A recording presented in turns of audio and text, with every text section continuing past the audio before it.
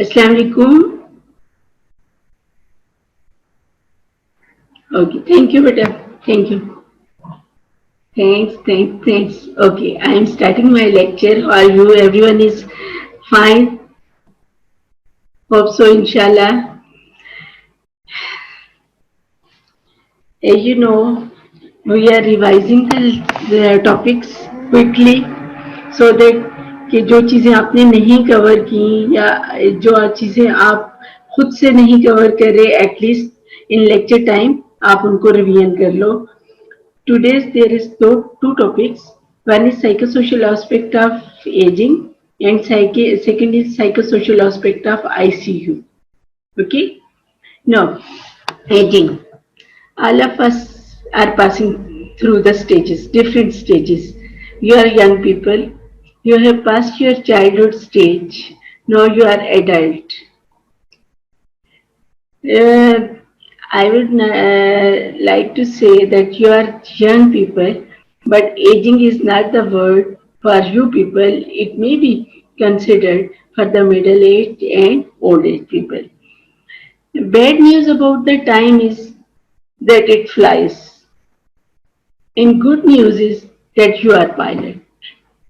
आपने कैसे टाइम को मैनेज करना है, कैसे अरेंज करना है, आपने अपनी लाइफ की एक्टिविटीज को, लाइफ की कामों को, अपनी करियर को कैसे इसको लेके चलना है.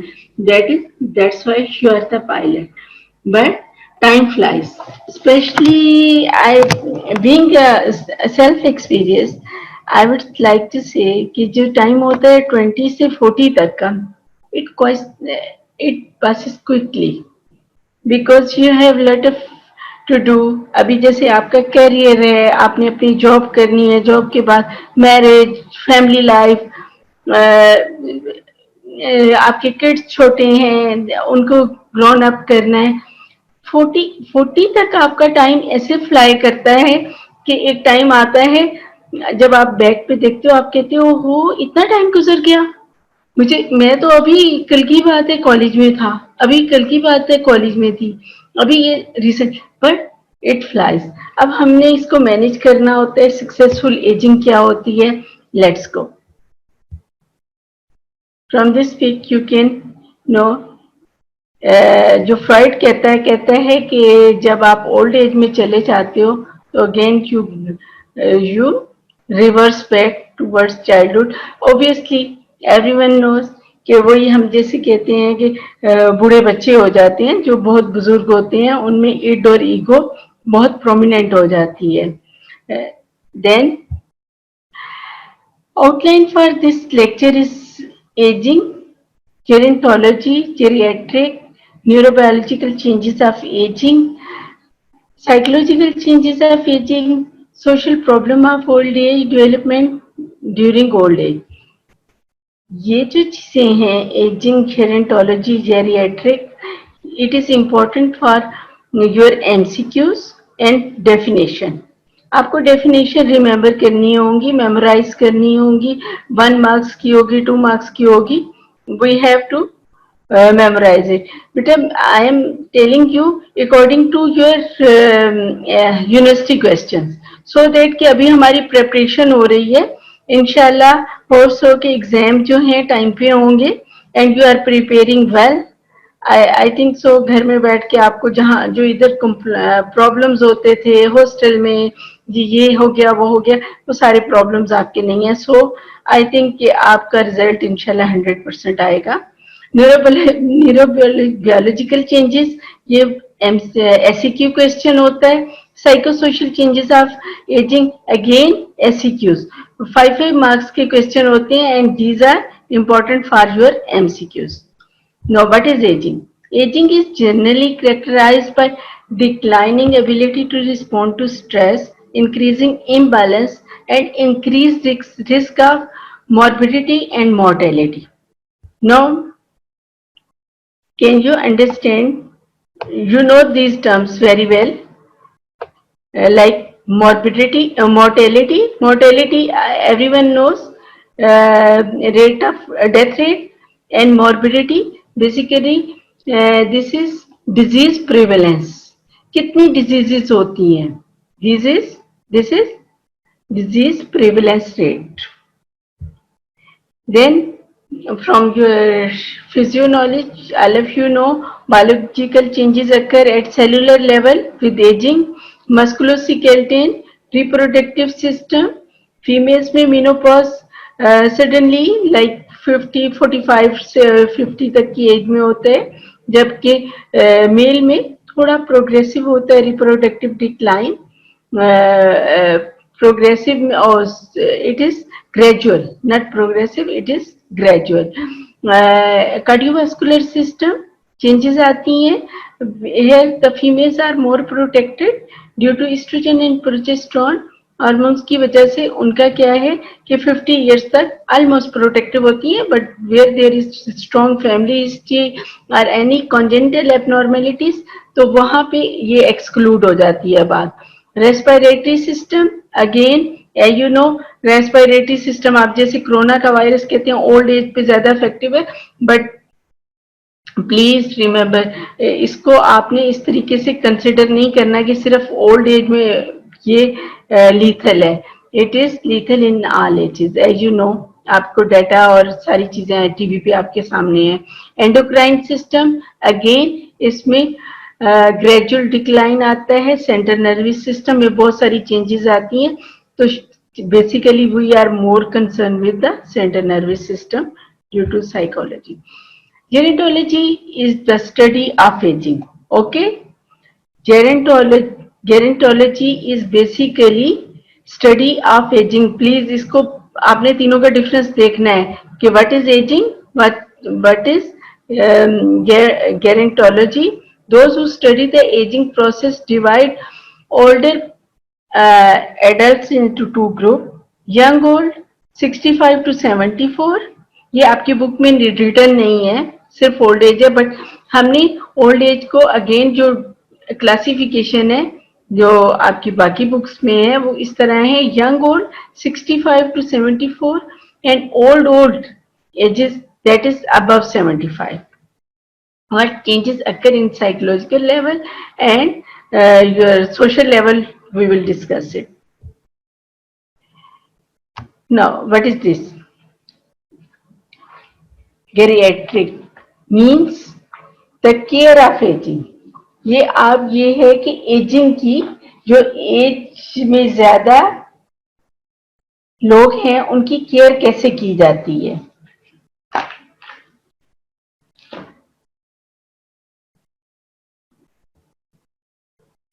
This pie chart you can see this research was done in USA.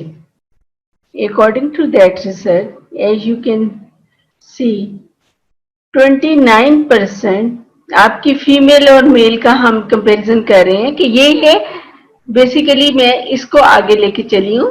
जेरेंटेरिक means the care of ageing कि कौन से लोग हैं जो कि एजेड लोगों की केयर करते हैं, किस रेशो में है. यूएसए में जो रिसर्च हुई है according to that research 29% daughters, 23% wives, other women 20%, sons 8%, other men 7%, and husband 13%.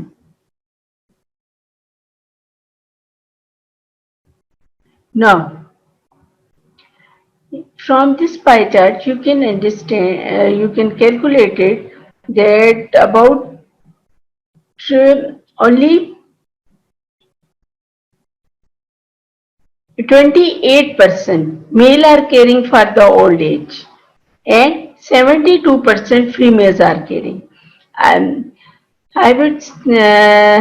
am happy to say कि ये जो डेटा है ये यूएसए में है, not in Pakistan, not in India.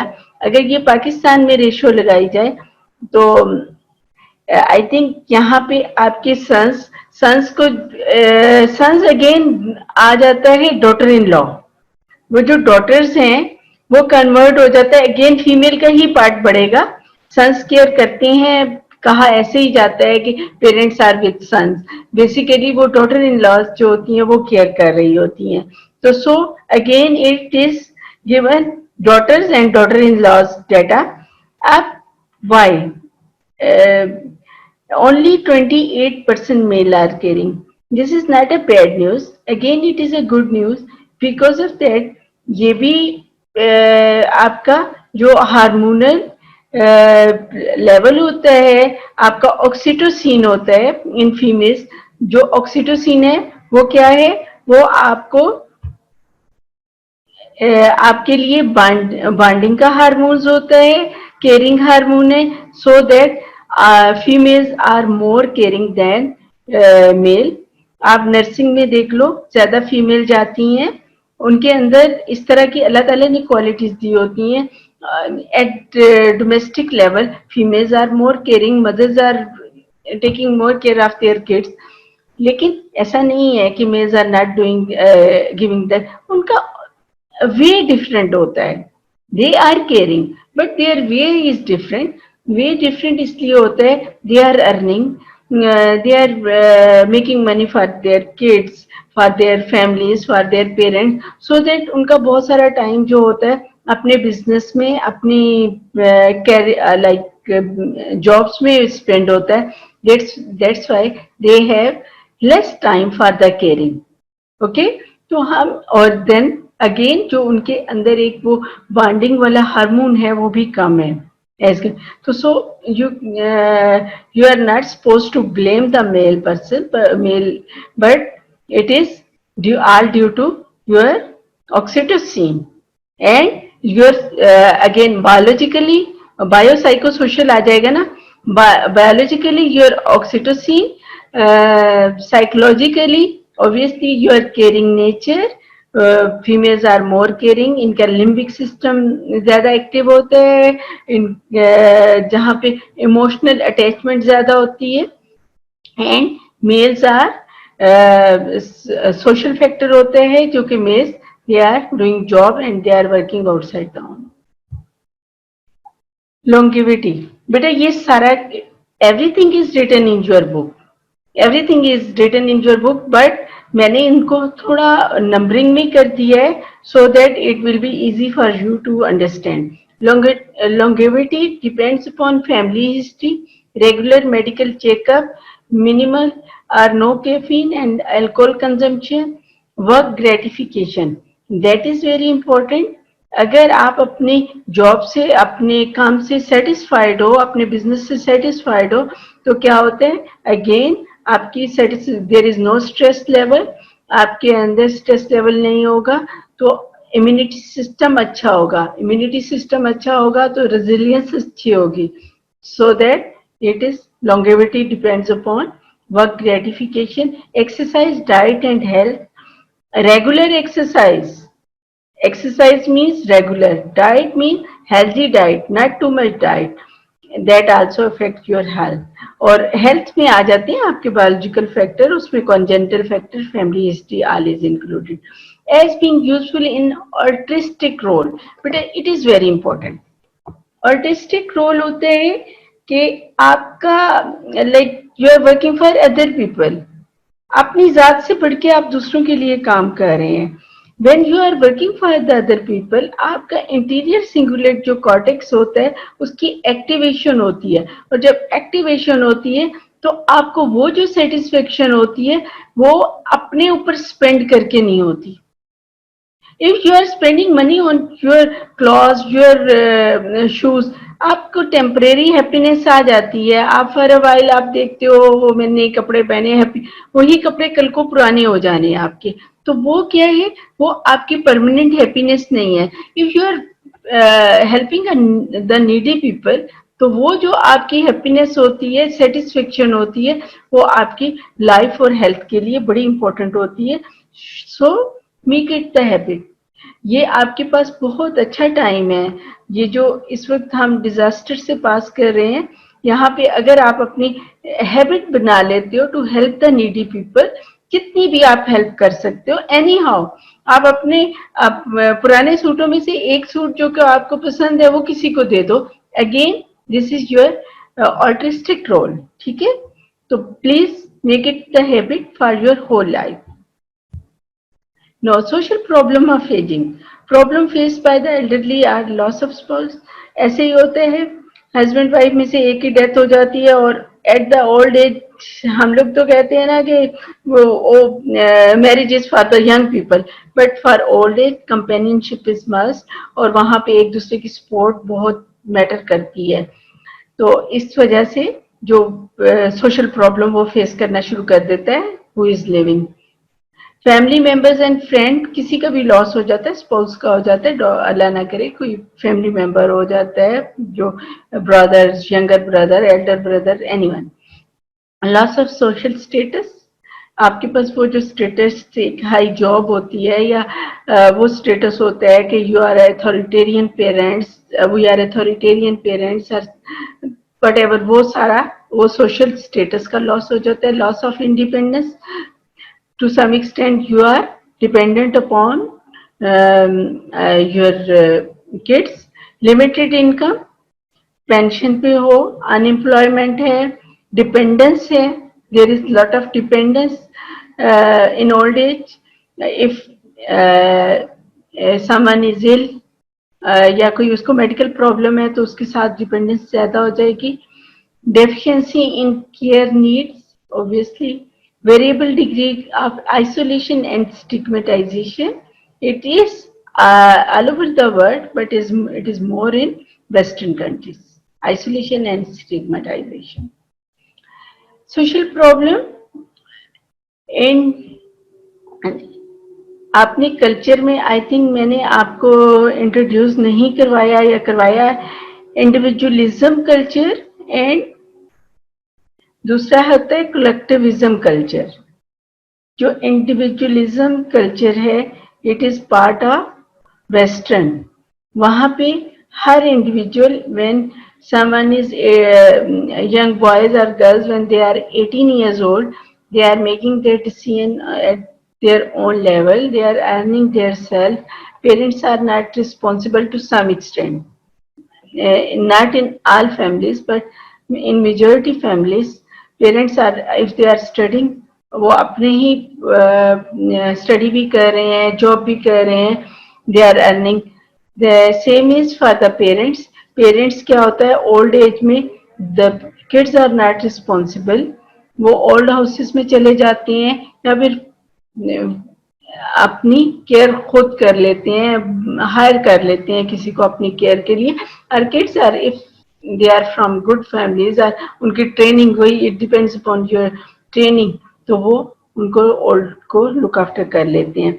तो ये वाला जो कल्चर है, this is not our culture, this individualism culture, it is part of western, where there is lot of isolation, sorry it is written wrong, this is marginalization, margin पे लगा दिया जाता है। stigmatization which leads to different psychiatric illness and increased suicidal rate in old age।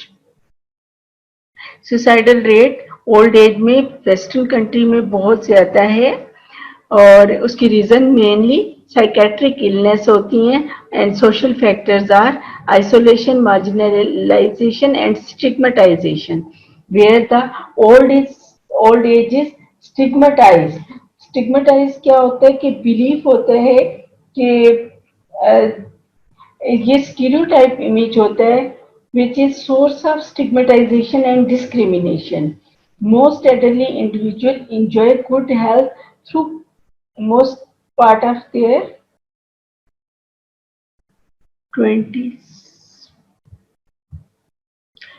Neurobiological changes of aging decreased. अब it is written in your book बेटा, लेकिन please listen it carefully. Decreased blood flow in frontal and temporal lobe. हमने क्योंकि everywhere क्या आता है, आपका biopsycho social model आता है। अगर आपको ये कहा जाए according to, if the question is written in university that according to biopsychosocial model, write down the effect of ageing. अगर बायोसाइको सोशल मॉडल आएगा तो आपको बेटा 10 मार्क्स का क्वेश्चन आएगा, न्यूरोबायोलॉजिकल चेंजेस भी लिखनी होंगी, साइकोलॉजिकल चेंजेस भी लिखनी होंगी, एंड सोशल चेंजेस भी। ठीक है, it depends upon your question, it is according to biopsychosocial model, Then biological changes, decreased blood flow in frontal and temporal lobe. Frontal lobe पे अगर कम होगा ब्लड फ्लो तो क्या होगा, डिसीजन मेकिंग कम होगी। ऐसे ही होते हैं ना कि frontal lobe is responsible for making the decision और taking any action which is appropriate. तो आप फ्रंटल लोब में आपकी डिसीजन मेकिंग प्रॉब्लम सॉल्विंग कम होगी। टेम्पोरल लोब में हेयरिंग का होता है, तो हेयरिंग लॉस भी होता है। Weight and volume of brain, weight and volume of brain basically ये डिक्रीज होना स्टार्ट हो जाते हैं फ्रॉम 30, लेकिन ये जो 30 से 70 तक लॉस होता है that is only 5%।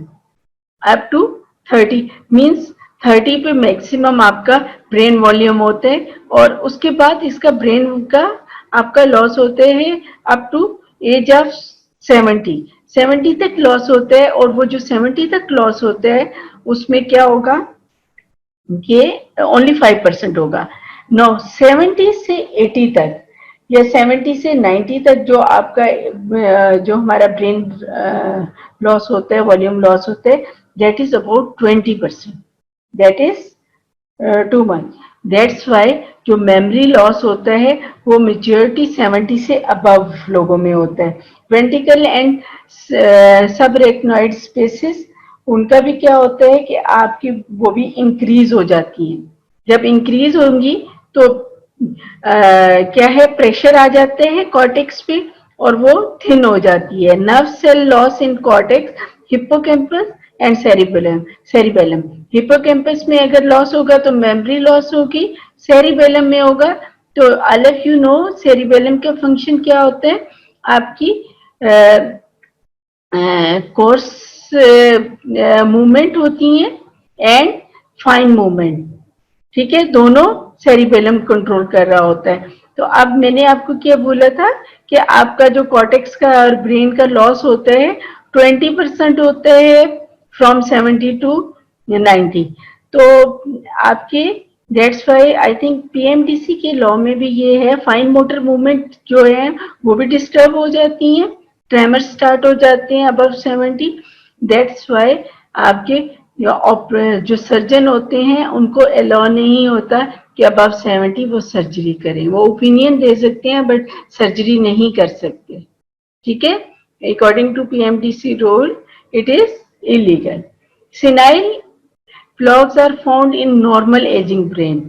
स्नाइल plaques obviously आपका जो ब्लड वेसल्स रप्चर हो जाती है, नहीं भी रप्चर होती तो वो प्लॉग्स आपके कंटिन्यूस बनते रहते हैं।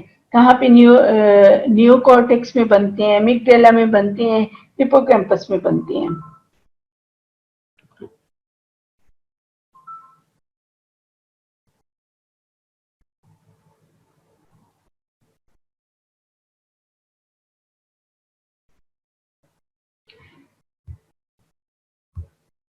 No, psychological changes of aging.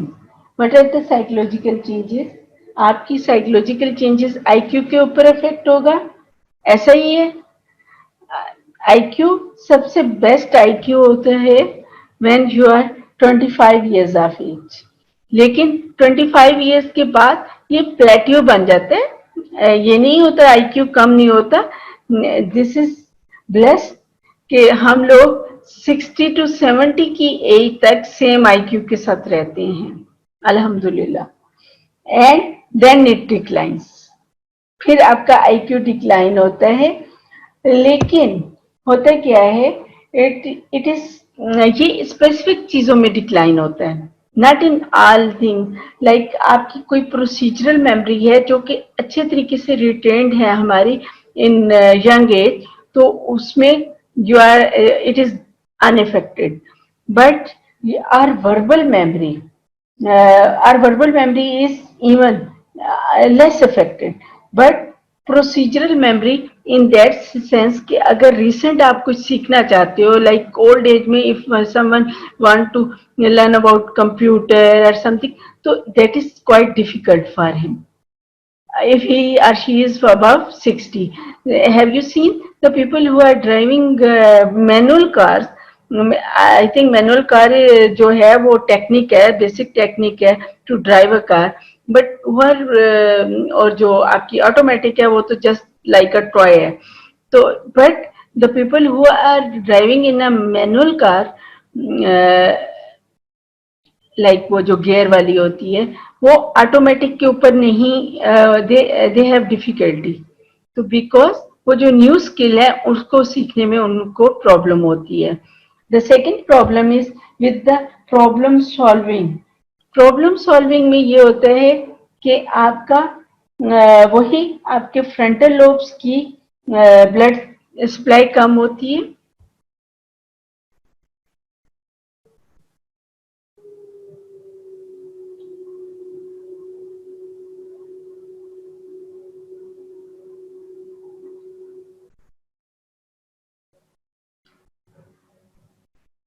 Yes, the people lobotomy. You are right. Critically think नहीं करते बिकॉज ऑफ दैट कि उनके जब लोब्स का आपने एक ऑपरेशन सुना होगा कि बहुत पहले ऐसा हुआ था कि जिसमें ऑपरेशन में आपका राइट लोब को कोई इंजरी थी या कोई प्रॉब्लम एक्सीडेंट हो गया था. तो आफ्टर दैट उसके राइट लोब की इंजरी के बाद उसका only left lobe was active. तो लेफ्ट लोब जब एक्टिव हो गया था तो that person was euphoric all the time, he was happy. उसमें नेगेटिव थिंकिंग नहीं आती थी. बेसिकली क्रिटिकल और नेगेटिव जो थिंकिंग हमारी होती है, critical thinking, I would not say negative thinking, your critical thinking like correlation वाली जो थिंकिंग होती है वो आपकी राइट लोब में होती है. तो लोबोटमी जब हो जाती है तो ऑब्वियसली वो क्रिटिकल थिंकिंग आपकी फिनिश हो जाती है. जो लेफ्ट लोब है उसमें वो क्रिटिकल थिंकिंग वाला फैक्टर कम होता है. अंडरस्टैंड?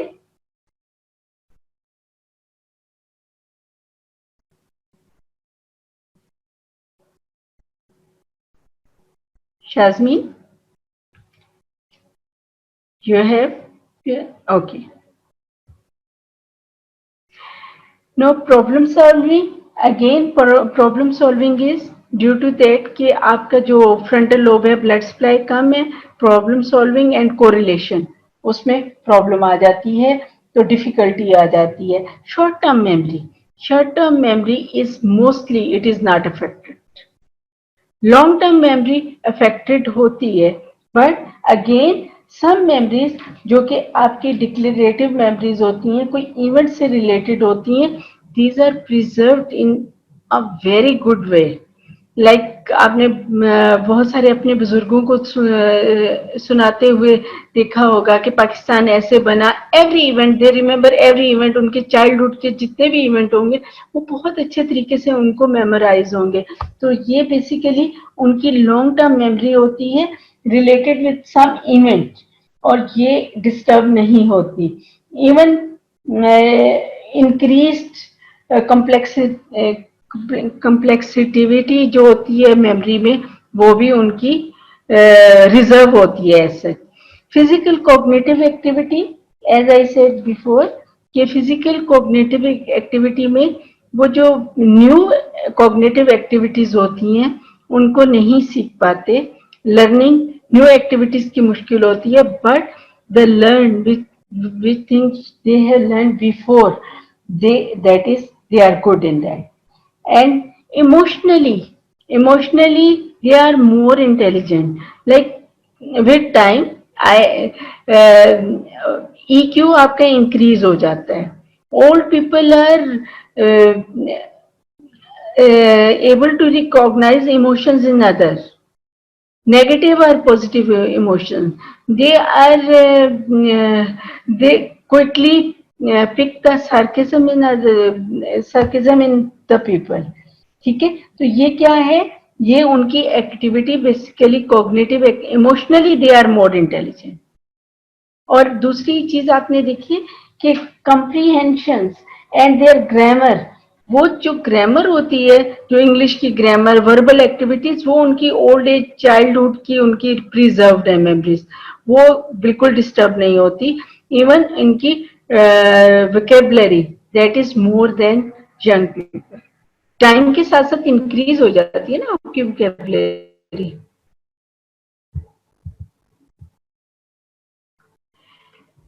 Collectivism culture. सॉरी, ये हो गया आपका. अब पहले मैंने आपको दूसरा कल्चर बताया था. अब collectivism culture where the groups are primary entity due to traditional value and joint family system. Social problems are now, this is our culture where we are living. Joint family system obviously अब बहुत कम है. Even then parents का regard करना, parents को look after करना, ये हमारे culture का पार्ट है. This is our respect. If we are not doing care for our parents, तो वो हमारा कल्चर हमें बुरा भला कहेगा इस बात पे. ये सोशल प्रॉब्लम है फॉर बोथ. बच्चों के लिए भी है, चिल्ड्रन के लिए भी है और पेरेंट्स के लिए है. लेकिन social problem still obviously old age में इधर भी सोशल प्रॉब्लम है. Loss of role. वो जो role being a parents, being a commander, being commander of home, और एक अथॉरिटेरियन और अथॉरिटेटिव रोल है, वो लेस हो जाता है, कम हो जाता है. Loss of independence due to some diseases और other problems. Loss of spouse, again this is in old age, it is really a problem. Limited income. Limited income होती है, पेंशन पे चला जाता है, या फिर उसके अपने रिसोर्सेज जो उसने संभाल के रखे हुए हैं फॉर ओल्ड एज, उन्हीं की उसी में उसने अपना गुजारा करना है. Unemployment as well as dependent. ये सारी की सारी चीजें हमारे कल्चर का पार्ट हैं. ये प्रॉब्लम्स वो हैं जो कि यहाँ भी फेस कर रहे हैं और वेस्ट में भी फेस कर रहे हैं. Good aspect of our culture, like collectivism culture, have great respect for aged. Extended family included elderly. Main जो हमारी फैमिली सिस्टम है, उसमें अगर जॉइंट फैमिली सिस्टम खत्म हो गया तो एक्सटेंडेड फैमिली सिस्टम है, where parents are living with their sons. That's why I was saying कि daughter in laws are looking after their father in law और मदर इन लॉ मोस्टली, या फिर ये कि डॉटर्स भी केयर करती हैं. Big family decisions required elderly. बहुत सारे डिसीजंस होते हैं जिसमें इम्पोर्टेंट डिसीजंस आर फैमिली होते हैं. लाइक आपका मैरिज का डिसीजन है तो उनकी ओपिनियन को लिया जाता है. मानते हैं या नहीं मानते, लेकिन ओपिनियन ली जाती है. I would like to see. Now, what is successful aging? Basically, it is finding purpose and acceptance with life as it is with the little regret or remorse. बेटा मैंने आपको क्या बोला है? मैंने आपको बोला है कि मैंने आपके टॉपिक्स को किया हुआ है, सेपरेट किया हुआ है, but all is written in your book. This is part of your book. Nothing is outside your syllabus. ठीक है? तो इसको मैंने इसलिए किया है कि आपके एमसीक्यूज आते हैं, एससीक्यूज आते हैं स्पेशली. तो एससीक्यूज में अगर टॉपिक वाइज आपका इस तरह है कि व्हाट इज सक्सेसफुल एजिंग, तो आपने उसमें फैक्टर्स लिखने हैं कि सक्सेसफुल एजिंग क्या है और इसके फैक्टर्स क्या हैं. Basically, it is finding purpose and acceptance with the life as it is with little regret or remorse. 5 factors of successful aging. Life satisfaction, rewarding, few regrets. आपकी लाइफ सेटिस्फेक्शन हो, rewarding हो, few regrets होती हैं. ये ऐसा नहीं होना चाहिए था, ऐसा करना चाहिए था, देयर आर एवरीवेयर. लेकिन उन रिग्रेट, एक तो आप में रेजिलियंस अच्छी हो और रिग्रेट्स कम हो, रादर देन कि होल लाइफ ही एक रिग्रेट हो. Positive attitude about past and future. Social support. ये रिग्रेट बेसिकली उन लोगों को बहुत होती हैं जो कि बहुत कोई लाइफ में ऐसे बिग डिसीजन, बैड डिसीजन कर लेते हैं जिसकी वजह से they loss their children love, wife's love और हस्बैंड लव. उनकी वो जो लव है उसको लॉस कर देते हैं. ओल्ड एज में they are living with those people, but वो एक रिग्रेट के साथ रह रहे होते हैं. ठीक है? बिकॉज वो जो प्योर प्योर फीलिंग होती है, ना वो उनमें होती है who did the bad decision about that, और उनमें भी नहीं होती who are living with them. Understand that? I think you are mature enough, you can, boys and girls, you can understand this point very well. So be careful in your life. Social support system, network of family and friends.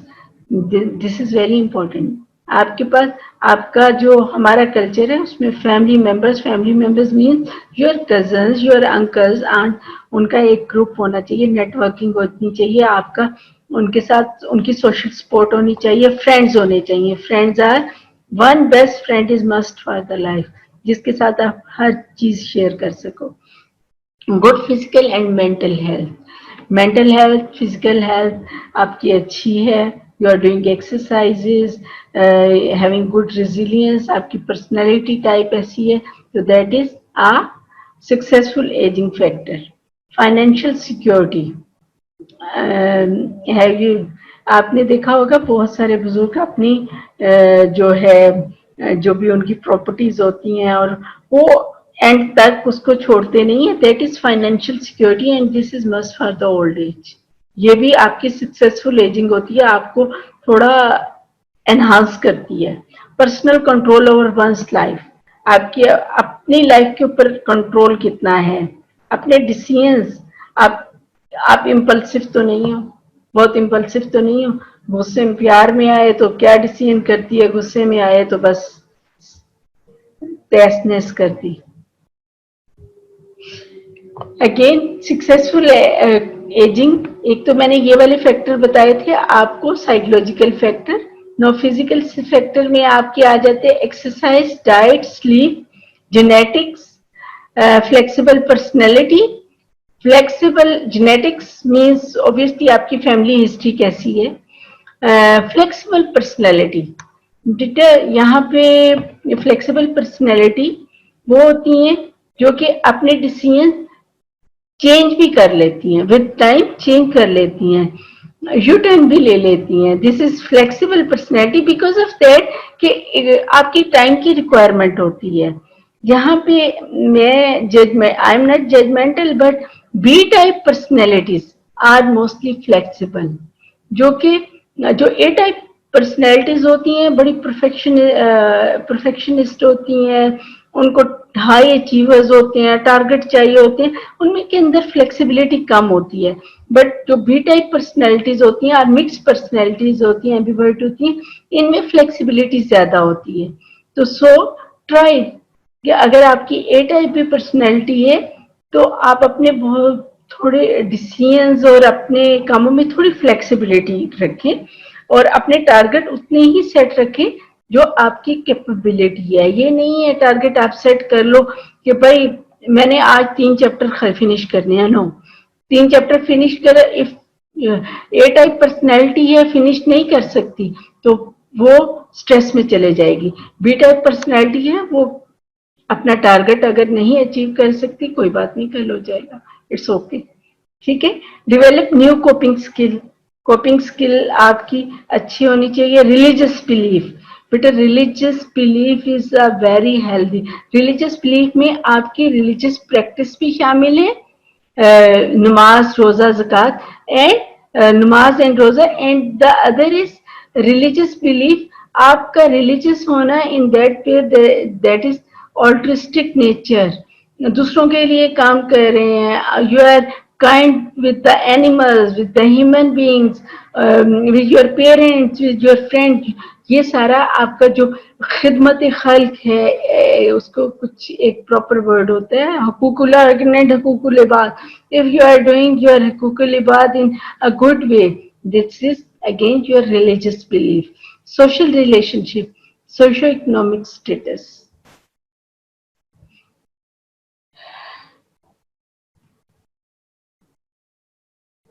Any problem? Any problem, beta? No. Okay. Old age, आपने Erikson भी पढ़ा, Freud भी पढ़ा, तो अब देखते हैं Ericsson क्या कहता है. एरिक्सन ओल्ड एज में क्या कहता है कि आपकी इंटेग्रिटी वर्सेस डिस्पाई। इंटेग्रिटी क्या होती है और डिस्पाई क्या होता है? इंटेग्रिटी बेसिकली ये होती है कि वही you have less, there are failure and successful in every life. आपकी लाइफ, हमारी लाइफ में बहुत सारे फेलियर्स भी होते हैं, सक्सेसफुल इवेंट्स भी होते हैं, हैप्पी इवेंट्स भी होते हैं, बैड इवेंट्स भी होते हैं। हम उस रिजिलियंस कितनी है हमारे अंदर, हम उनको कैसे, उन इवेंट्स को हम कैसे पास करते हैं, उनको कैसे हम किस एस्पेक्ट में लेते हैं कि हमने क्या किया। अगर इफ कोई रिलेशन हमारे से टूट गया या समथिंग इज लॉस, तो हम उसको अपना लॉस समझते हैं या हम लर्निंग समझते हैं? हम लाइफ की लर्निंग समझते हैं। आपकी फ्रेंडशिप, बहुत अच्छी फ्रेंडशिप थी, वो खत्म हो गई है, तो आप उसको लॉस समझते हो या लर्निंग समझते हो कि आप लाइफ में आपने एक सबक हासिल किया है? तो दैट इज, आप उसको किस कॉन्सेप्ट में लेते हो, it's depends upon you. Your personality type also matters, लेकिन ये आपके कंट्रोल में है चीज। तो आप इसको, आपके एटीट्यूड्स और बिलीव्स होते हैं जो कि आपके एक्सपीरियंस को मेंशन करते हैं, आपके सामने रिप्रेजेंट करते हैं। ठीक है, ये आपके बिलीव्स हैं और एटीट्यूड्स हैं। और अगर डिस्पाई क्या है? Despair again, if there are lot of regrets, you have given a bad decisions in your life, और आपके साथ आपने वो जो फैमिली मेंबर्स हैं और अपने फ्रेंड्स हैं उनका लाइक ज्यादा लोगों को लॉस किया है,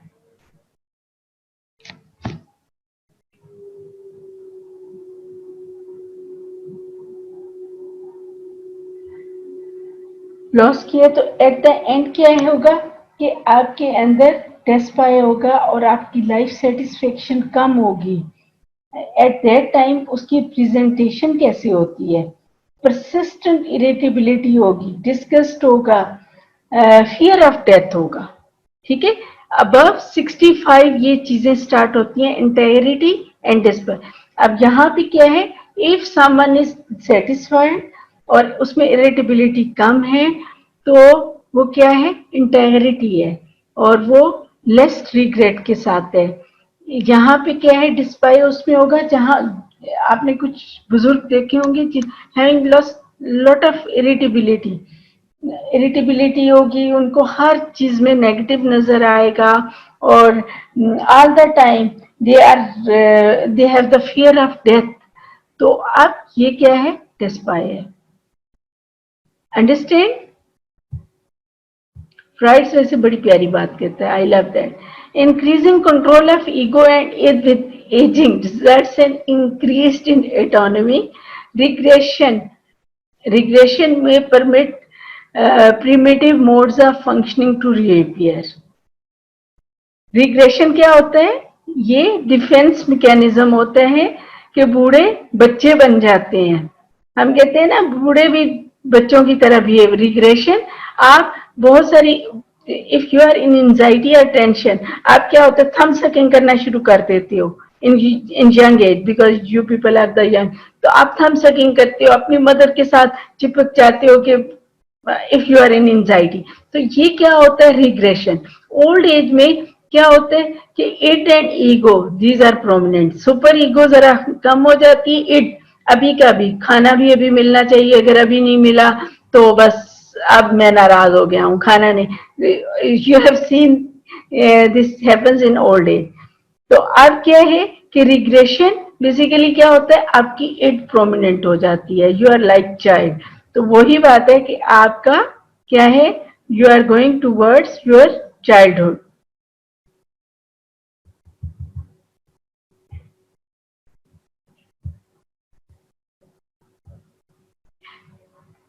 क्विकली इसको पढ़ो बेटा सिनेरियो को, and just tell me within 1 minute कि आपने क्या, कौन से, क्या कुछ लिखना है, but I think it is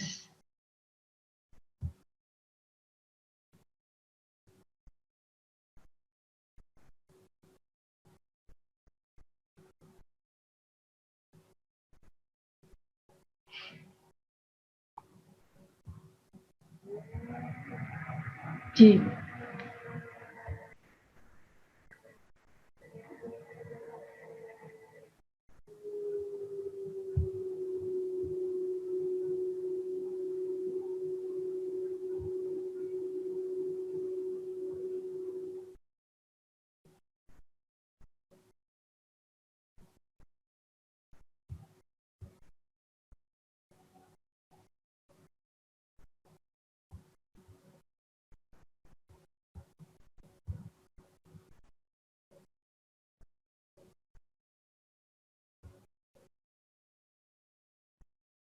yes बेटा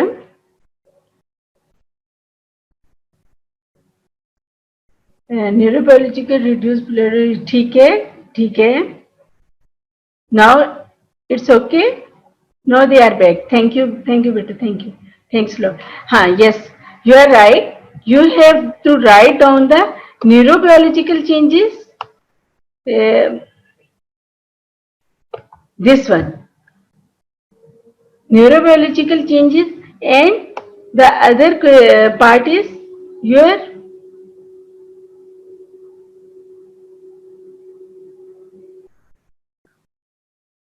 सोशल प्रॉब्लम आप इस सिनेरियो में बेटा आप कौन से लिखोगे लॉस ऑफ स्पाउस ठीक है सोशल स्टेटस वो यहां से उधर चली गई है इंडिपेंडेंस इनकम बेशक आप नहीं लिखोगे फिर स्टिग्मेटाइजेशन जरूर लिखोगे आइसोलेशन जरूर लिखोगे एज आई से कि वेस्टर्न कल्चर में ये ज्यादा होता है isolation stigmatization loss of independence spouse ठीक है बेटा आपके 5 पूरे आ जाएंगे आपके मार्क्स कंप्लीट हो गए अंडरस्टैंड बेटा okay no I am going towards the second topic बेटा क्विकली हम रिवाइज कर रहे हैं may I go for the second topic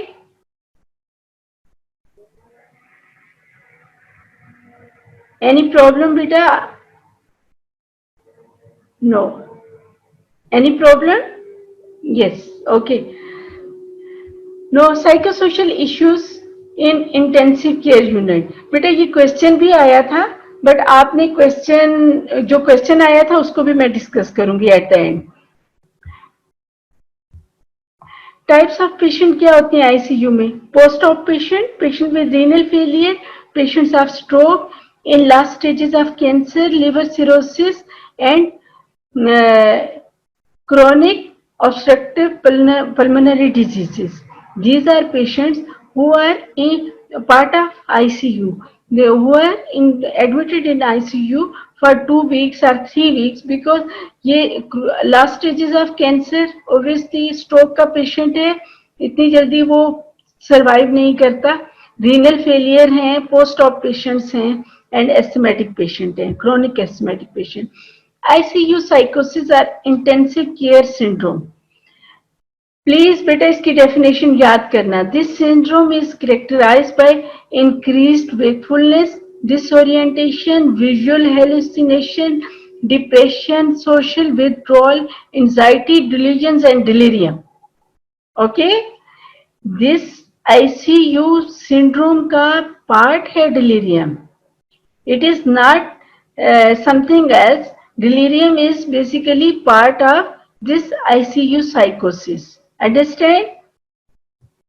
now causes of ICU psychosis as you know there are lot of activity of staff monitors sensory overload sensory deprivation please अगर आपको causes ऐसा आपकी book में लिखी हैं लेकिन आपको नहीं अगर पता चलती इसकी पिक ले लो it is a important question university point of view से भी इम्पोर्टेंट है कॉजेज ऑफ आईसीयू साइकोसिस it occurs in the form of noise of monitor activity of staff constantly setting and high level of activity sensory deprivation as a result of immobility restraints bandage lack of familiar orienting objects such as clocks calendar windows and meals ठीक है आपके अपने family members उसके patient के नहीं होते घर वाला उसका एनवायरनमेंट नहीं होता, वो डेप्रीवेशन है। और lot of activities due to monitor and the staff आ रही है, टाइम पे आ रही है, मेडिसिन का टाइम हो गया है, उठें, अब खाने का टाइम हो गया, उठें, बेडशीट चेंज करनी, this is sensory overload. Psychological reaction of the patient: extreme stress, feeling of powerlessness, hyperactivity, anger, anxiety. Is it right?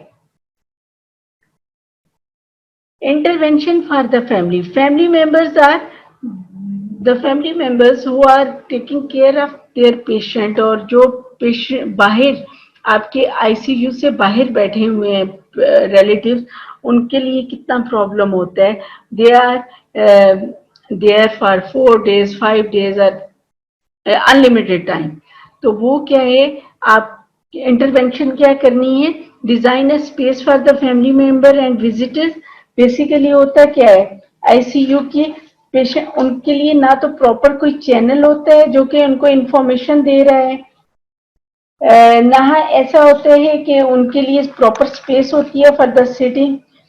आप वो जो फैमिली मेंबर्स हैं वो अलग डिस्टर्बेंस में हैं, they are mentally disturb as well as the patient is psychologically disturb in ICU plus suffering from the disease. No but we can do, the possibility क्या है, जो डिजीज है उसने तो अपने टाइम पे जाना है, बट इंटरवेंशन मीन्स चेंजेस क्या हम कर सकते हैं। Design a space for the family member and visitor, individual psychotherapy, supportive therapy for the patient, psychoeducation, counseling, informational care. From our side, informational care is must.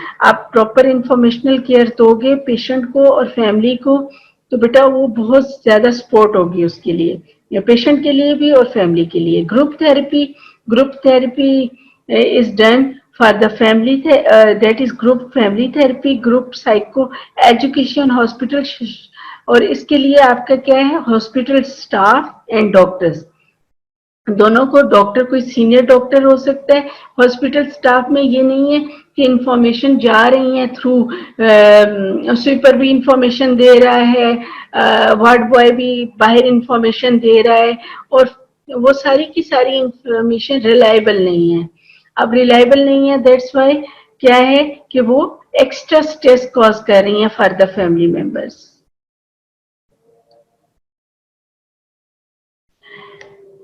Patient के लिए क्या कर सकते हैं हम, रिड्यूस सेंसरी डेप्रीवेशन कर सकते हैं, redesigning of ICU architecture, educate and prepare the patient, do some amendment in administrative layout, like wall clock आप लगा दो, कुछ ऐसा एनवायरनमेंट हो जैसे होम लाइक एनवायरनमेंट होता है।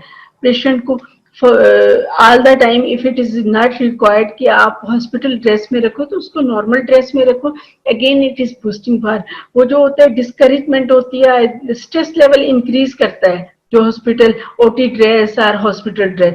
तो सो उसकी ड्रेसिंग जो है, अगर नॉर्मल वो अपने घर का ड्रेस पहनता है इट्स ओके, वॉल क्लॉक कहीं लगा दो, एक एनवायरनमेंट ऐसा डेवलप करो जो कि होम लाइक कंडीशन हो। Reduce sensory overload, placing screen among the patient. सबसे ज्यादा टॉर्चर ये होता है जब पेशेंट के साथ वाले बेड पे कोई पेशेंट की डेथ हो जाती है, कोई पेशेंट बहुत सीरियस होता है, उसको रिससिटेशन हो रही होती है, this events are really torture for the patient. So placing a screen among the patient is very beneficial. Be careful while discussing the patient history, diagnosis and prognosis. Even the patient is sleeping, we think कि वो patient so रहा है, but होता क्या है कि even not sleeping, sometimes semi conscious patient होता है, with closed eyes, and we are thinking कि he can't understand, basically उसका brain वहां पे एक्टिव होता है, he is listening all the thing, तो वो उसके लिए ज्यादा टॉर्चर होता है। So kindly be careful about discussing the patient history, diagnosis with your colleagues and with your senior doctors and friend in front of patient at the bedside. If you have to discuss it, office में जाके discuss करो. Reduce environmental stressor. Minimize pain through the pharmacological as well as non-pharmacological intervention. This is just a basic, it is a basic rule कि हमने patient की pen कम करनी है. Either you are using painkiller, fever and pain. Afebrile patient को रखना होता है. This is our motive. And उसकी पेन एनाल्जेसिक देते हैं उसकी पेन कम करने के लिए. जी बेटा, got it. ICU psychosis? Yes.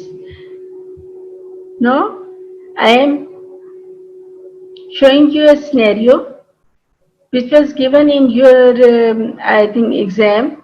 Or 60% people write down ICU psychosis, which is right. Only 30 or 40% people with very confidence उन्होंने delirium लिखा और delirium को बहुत अच्छा explain भी किया. बेटे, that is not delirium. 50 years old man है, emergency में आया है. He is retained in intensive care unit. ठीक है, एक तो आपको इंटेंसिव केयर यूनिट का वर्ड मिला. फिर मिला after 3 weeks he presents with acute onset of confusion. No, this time period intensive care unit में आपका 2 weeks का अगर 14 और 215 days हो जाते हैं तो आईसीयू साइकोसिस होता है. अगर यहीं पे होता है आफ्टर 3 days तो फिर आईसीयू साइकोसिस नहीं होना था. एंड गॉट इट बेटा?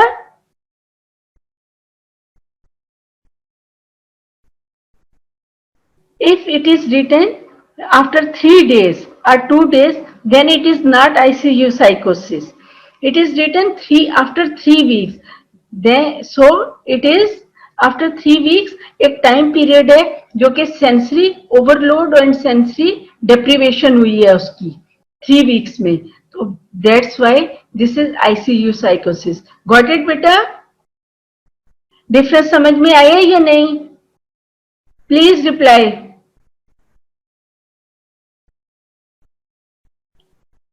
ठीक है, ओके. आफ्टर 3 weeks आईसीयू साइकोसिस हो गया. आपने क्या लिखना था? आईसीयू साइकोसिस लिखना था और साथ आपने लिखना था आल्सो गिव्स कॉजेस. तो कॉजेस में आपने ये लिखना था सेंसरी ओवरलोड, सेंसरी डेप्रीवेशन. ये कॉजेस लिख के आपने ब्रीफली इनको डिस्क्राइब कर देना था. आपके फुल मार्क्स आ जाने थे. Go for the second. ये एमसीक्यू है. Kindly read it and tell me the answer. It is for all. बेटा, आपके लिए बहुत हेल्पफुल होगा. Time is 1 minute.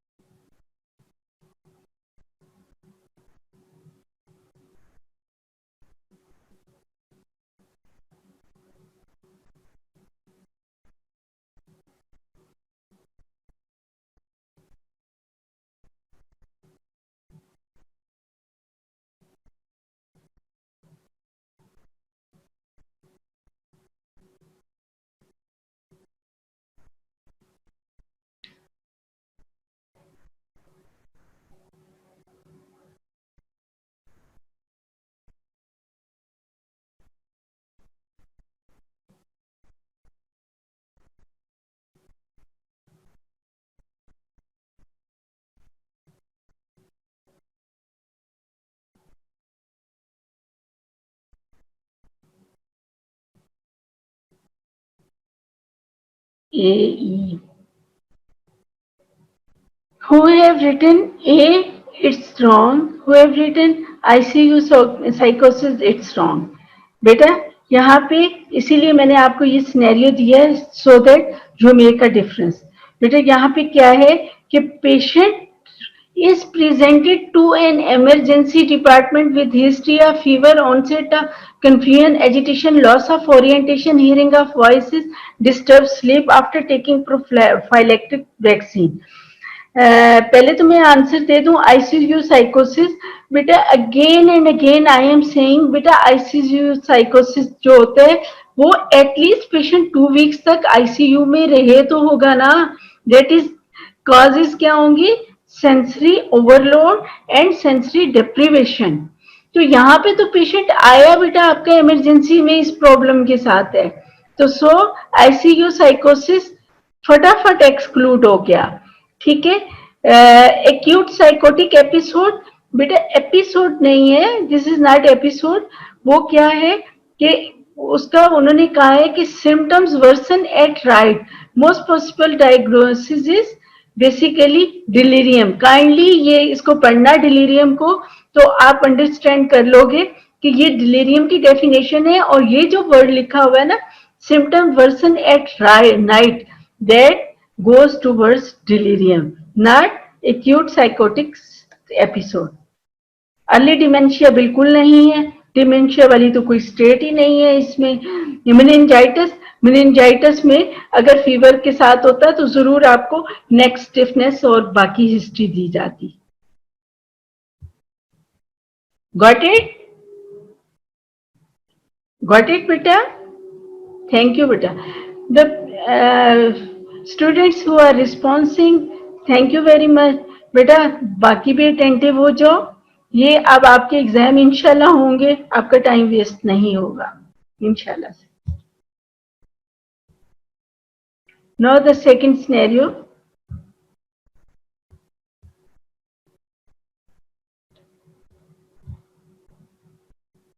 Oh sorry, इसमें मैंने आंसर ही हाईलाइट कर दिया है। Now you can see a 55 years old female is admitted in intensive care unit after complicated cholecystectomy. After 3 weeks, she present with history of acute onset of confusion agitation. Obviously ये क्या है कि वो उसकी complicated cholecystectomy हुई है, intensive care unit में है, और फिर क्या हिस्ट्री आ रही है 3 weeks। अब बेटा इसको kindly try to understand it. तो नो इट इज आईसीयू साइकोसिस, डिलीरियम नहीं हो सकता, मेनिंजाइटिस नहीं हो सकता, डिसोसिएटिव डिसऑर्डर नहीं हो सकता, नथिंग इज पॉसिबल। यहाँ पे पक्की पक्की हिस्ट्री आपकी आईसीयू साइकोसिस की आती है, इंटेंसिव केयर यूनिट आता है और 3 weeks का टाइम आता है, 2 weeks का भी वन आए, तो देन इट इज आईसीयू साइकोसिस। अगर 2 days 3 days होता है फिर आप किसी और पॉसिबिलिटी की तरफ जाओगे। According to your knowledge of behavior sciences, one of the causes of patient to become more psychologically disturbed.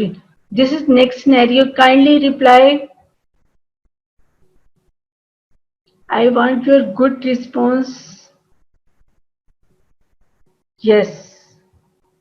Good. Good, Shazmin. A.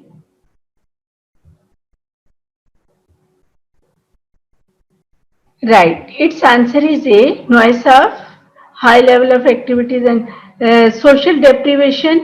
क्या इस पे सिर्फ स्ट्रेस इस पे करो, who are only listening not contributing, stress इसके ऊपर एम्फेसाइज करो। The sensory overload in ICU is mostly by, sensory overload उनको कहा हुआ है। Loss of autonomy is also part of ICU. noises of gadgets and low level of activity, low level of activity is not part of overload, sensory overload नहीं है। ठीक है, हमने सिर्फ ओवरलोड की जब बात की है तो फिर ये पहले वाला high level of activities and noises, तो बेटा इसमें पहले वाला आएगा। इन स्पाइट ऑफ दैट के all other factors are the part of ICU, लेकिन इस सिनेरियो में आपसे पूछा गया है सेंसरी ओवरलोड। Got it? अगर इसकी जगह हम चेंज कर देते हैं, सेंसरी डिप्रीवेशन कर देते हैं, तो फिर आपका आंसर चेंज हो जाता है। फिर आपका सोशल डिप्रीवेशन आंसर आ जाता है। गॉट इट बेटा?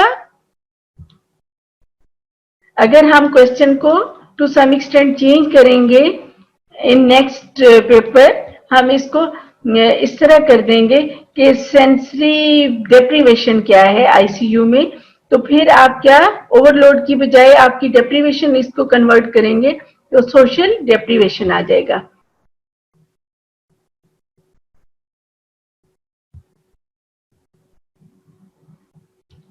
Any problem?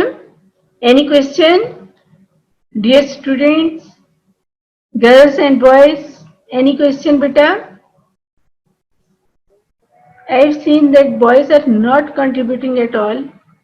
गर्ल्स आर माशाल्लाह सो एक्टिव, वो बहुत अच्छे तरीके से रिस्पॉन्स कर रही हैं. शेरोज जो है, ओके ओके, थैंक यू बेटा, thank you. Thank you everyone. Take care of yourself, your families, and help the needy people. Again, my last message. Allah Hafiz.